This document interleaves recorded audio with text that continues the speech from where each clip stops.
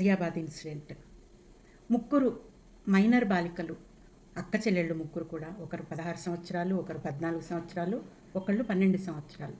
వాళ్ళు 9వ అంతస్తు నుంచి దూకి సూసైడ్ చేసుకున్నారు. ఏం జరిగింది అని చూస్తే వాళ్ళు ముగ్గురు కూడా కొరియన్ డ్రామాకు అడిక్ట్ అయ్యారు.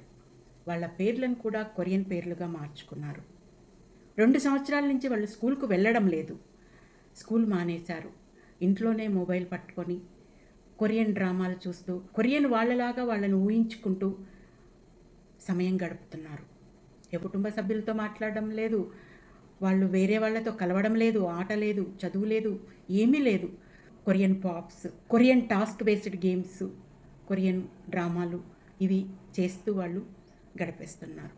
పేరెంట్స్ చూసి వాళ్ళ ఫోన్ లాగేసుకున్నప్పుడు,